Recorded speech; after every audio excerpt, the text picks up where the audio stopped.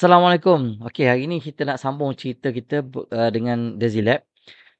Basically, kita akan sambung dengan untuk tajuk signal processing.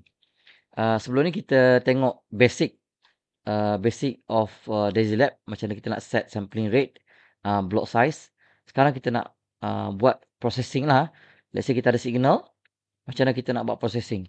Tapi kita kena tengok, sebelum kita pergi kepada Dazilab ni, kita tengok teori sikit. Saya dah cerita dalam kelas, berkenaan dengan signal, digital signal processing. So kat sini kita ambil kira saya anggap sensor dah selesai. Mana sensor dah pick up the signals and then pass the signal conditioning. And then from the signal conditioning dia masuk ke dalam komputer lah, which is data yang masuk ke dalam komputer tu telah di-filter, di-amplify, is being conditioned properly, and then yang paling penting being converted from analog to digital signal. Kemudian dalam kita gunakan analisis signal processing ni, dia ada dua. Pertama, kita ada time domain signal. Yang kedua, kita ada frequency domain signal. So untuk time domain signal, dia ada dia punya post processing dia. Basically biasanya kita akan buat ni lah. Ni. Kita buat time domain analysis ni, kita buat a few things. Kita boleh buat integration. Contohnya daripada acceleration kepada velocity. Ataupun kita terbalikkan dia daripada velocity kepada acceleration dengan menggunakan differentiation lah. Kita boleh buat band pass filtering, statistical operation, macam kita nak calculate RMS, average, maximum, minimum, standard deviation of the signal lah. Tapi yang ni fokus pada time domain signal.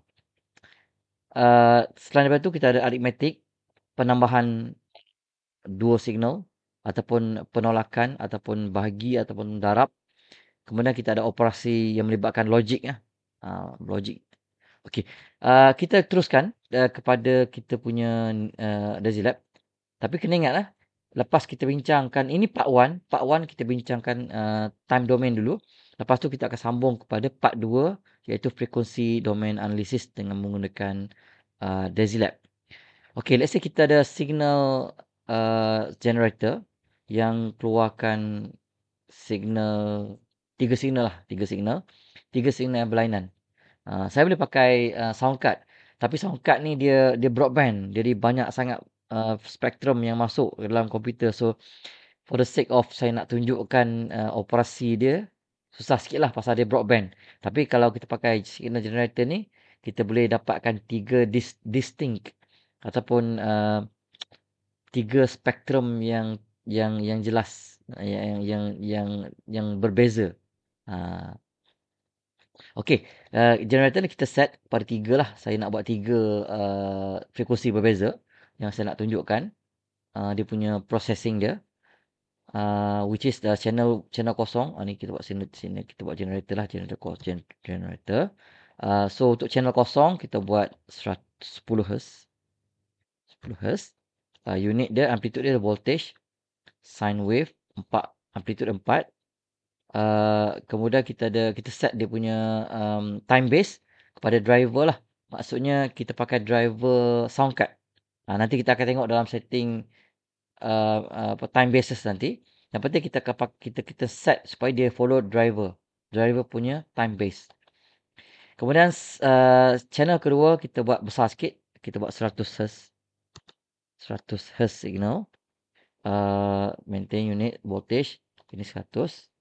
Ini kita rendahkan sikit. Takkan nak 4 juga kan. Kita buat kecil sikit. Sine wave.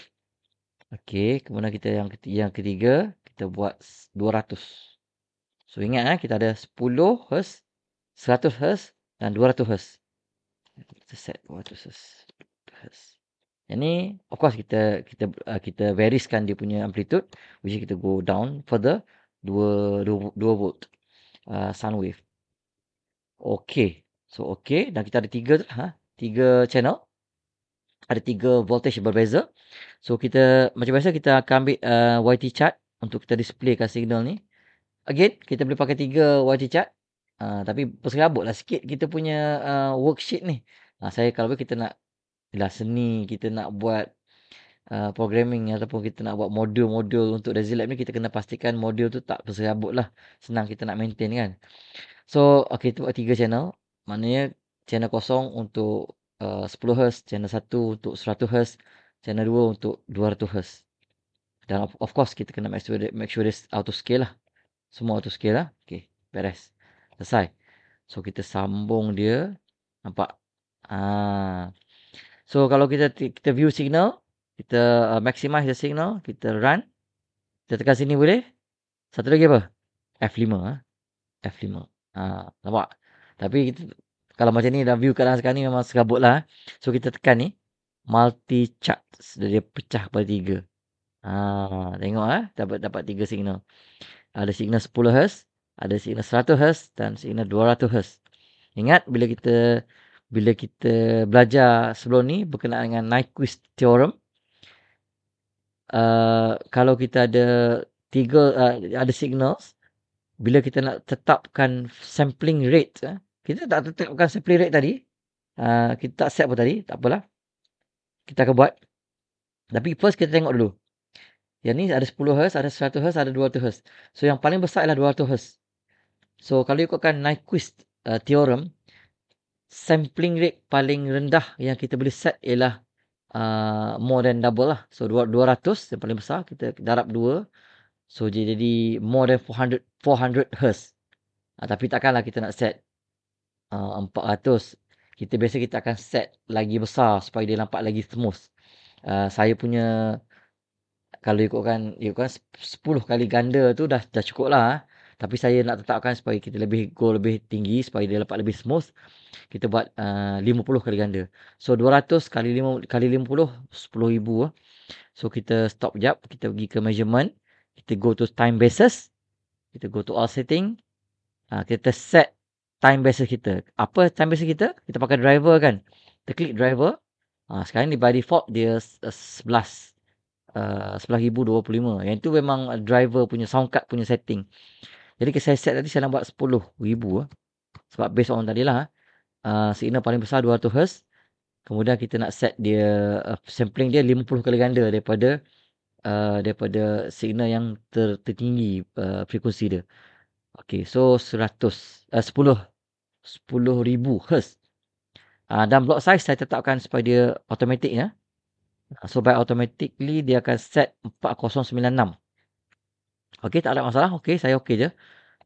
Saya tak ada masalah dengan dia bilangan tu. Cuma kita kena ingatlah dia punya bilangan, dia punya nombor ialah 4096, which is in this window, let's say untuk yang atas ni ada 4096 points yang membentuk line ni. Sama juga yang bawah ni pun, walaupun dia banyak cycle, tapi actually it has 4096 points yang membentuk curve ni. Sama yang bawah ni pun sama. Okay. So, okay. Kita dah tengok teori dia. Kita dah set sampling rate dengan block size. Kemudian kita nak buat apa lagi? Of course, kita nak buat yang kita nak buat tu lah. Iaitu signal processing. Kita nak tunjukkan nilai statistical untuk signal ni. Okay. So kita ada satu modul, kita panggil modul statistik. Kita ambil yang statistical values. So daripada modul ni kita akan extract statistical. So kita ada 3 signal. Ada 3 signal, 1, 2, 3. So let's say every signal kita extract 2 statistical values. Maknanya kita ambil maximum value dengan RMS. Ni saya pilih je lah. Tapi depends on you guys. If you have your own selection, you pilih. Tapi kalau saya nak tengok maximum value dan juga untuk tengok RMS. So saya ambil satu modul ni, saya double click lah. So apa kita nak buat? Kita nak ambil maximum value. Satu lagi ialah RMS. So kita tambah channel untuk yang ni maximum value. Channel yang kedua kita pilih RMS. Dan all channel dia akan calculate based on one block. So every one block Berapa satu blok tadi? Satu blok tu saiz ni ialah 4096. So every 4096 dia akan calculate RMS dia dan nilai tertinggi, peak value. So okay, so dia ada dua. Satu, dua. Tapi kat mana kita ambil source dia? Source kita ambil daripada sini lah, daripada kita boleh ambil daripada sini, daripada line ni. Tapi kalau ambil daripada sini memang serabut lah. Macam ni. Dia cross tu, serabut sikit. So saya delete balik, saya tak nak pakai. Saya right click sekali lagi. Saya ambil buat gini, saya buat macam ni. Saya double click chart ni. Saya buat copy input. So that dia akan jadi macam ni. Pam, ada 3. Nampak ada 3 ni. So sebenarnya dia signal tu, lepas dia show dekat chart ni, dia akan bypass dan dia akan keluarkan satu lagi input untuk dia boleh link kepada mana-mana lah. So saya letak kat sini. So for yang channel kosong ni, kita calculate satu, kita calculate maximum value. Dan satu lagi kita calculate RMS. Okay. Sebab kita ada lagi dua signal, so kita copy je lah. Kita klik, kita right click, kita copy dan kita Ctrl V untuk paste dia. Satu lagi untuk yang 200 Hz, dapat 3. So ambil sini, sambung sini, ambil sini, sambung sini, ambil ni, sambung sini, sini. Okay. So macam mana kita nak view? Kita view dengan menggunakan digital meter. So kita ada dua kan, ada dua output sini. So kita ambil 3 lah digital meter. Dia ambil 3 digital meter. Dan setiap satu digital meter kita buat 2 channel. Buat 2 channel lah. Sebab apa? Satu RMS, satu maximum value. Kita akan view single value lah. Single value dengan decimal 2. Okay. Of course kita copy lah. Copy, paste sekali lagi. Cuma kita nak bagi sedap, kita akan buat naming lah.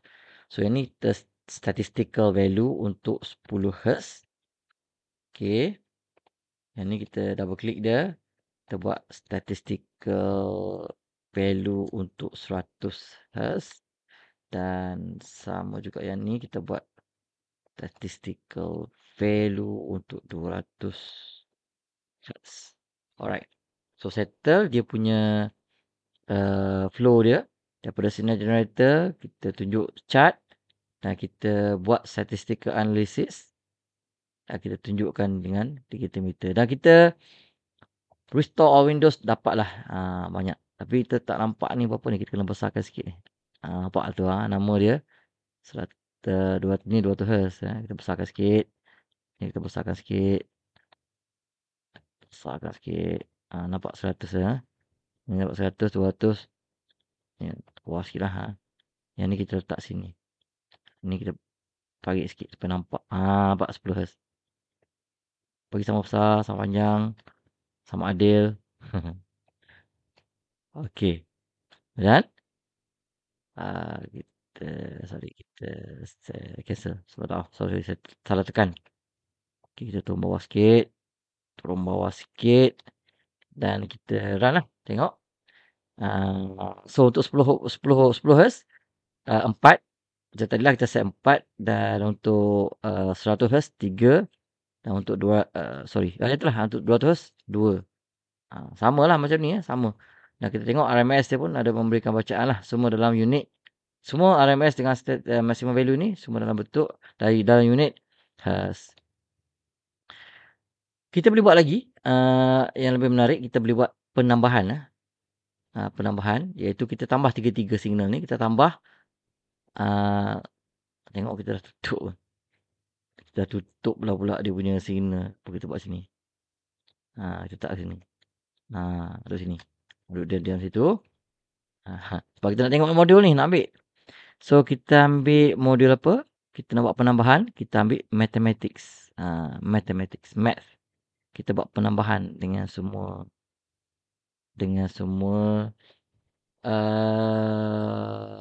generator. Kita ada 3 kan? Kita klik OK. Kita double click dia. Sekarang ni dia tulis 1. Satu lagi.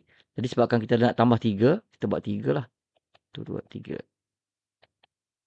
Alamak, salah. Salah. Kita bukan ni. Bukan macam ni. Kita delete balik. Kita buat aritmetik iaitu operasi kepada signal tu.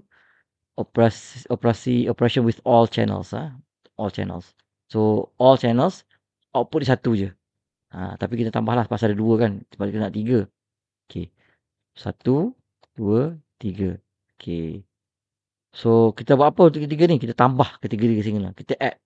Kita boleh buat multiply ketiga-tiga. Kita boleh buat OR. Ni untuk logik. OR AND kan. Tapi kita untuk sini kita buat aritmetik lah penambahan. Add. Penambahan. Banyak lagi tu operasi lain. Anda boleh buat exploration sendirilah. Untuk tengok. Tapi saya nak buat addition of the signal. So, saya ambil kosong ni, saya masuk sini. 1, masuk sini.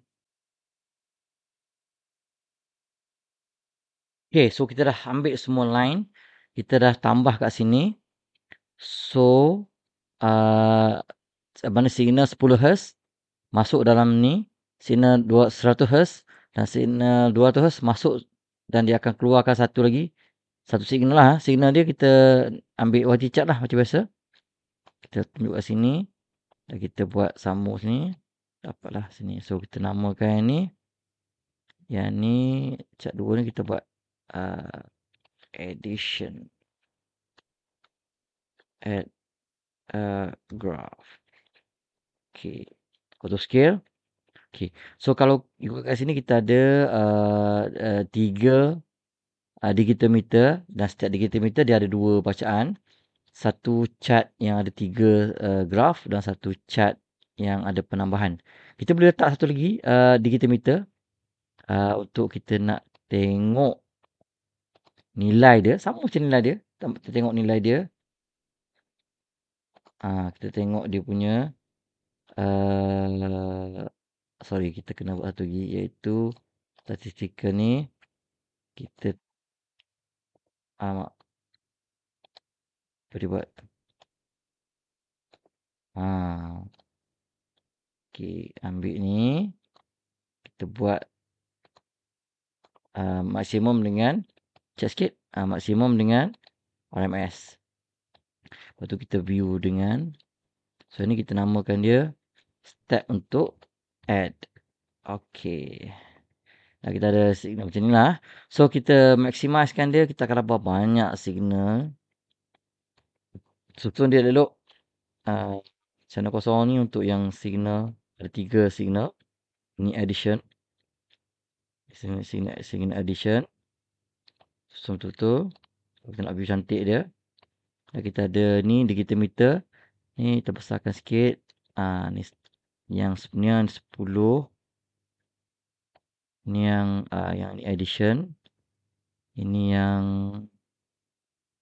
200 Hz. Ini yang 100 Hz.